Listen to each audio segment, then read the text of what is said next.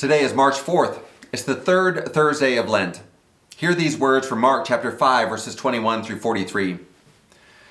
Jesus crossed the lake again, and on the other side a large crowd gathered around him on the shore. Jairus, one of the synagogue leaders, came forward. When he saw Jesus, he fell at his feet and pleaded with him, "My daughter is about to die. Please come and place your hands on her so that she can be healed and live." So Jesus went with him. A swarm of people were following Jesus, crowding in on him. A woman who had been bleeding for 12 years was among them.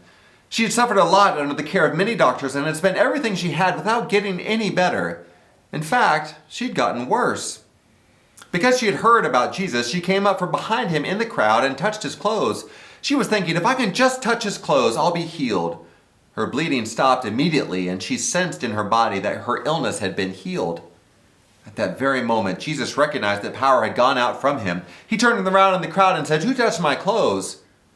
The disciples asked, "Don't you see the crowd pressing against you, yet you asked, 'Who touched me?'" But Jesus looked around carefully to see who had done it.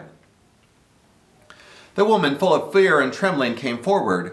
Knowing what had happened to her, she fell down in front of Jesus and told him the whole truth. He responded, "Daughter, your faith has healed you. Go in peace, healed from your disease." While Jesus was still speaking with her, messengers came from the synagogue leader's house and saying to Jairus, "Your daughter has died. Why bother the teacher any longer?" But Jesus overheard the report and said to the synagogue leaders, "Don't be afraid. Just keep trusting." He didn't allow anyone to follow him except Peter, James, and John, James' brother. They came to the synagogue leader's house, and he saw a commotion with people crying and wailing loudly. He went in and said to them, "What's all this commotion and crying about? The child isn't dead. She's only sleeping."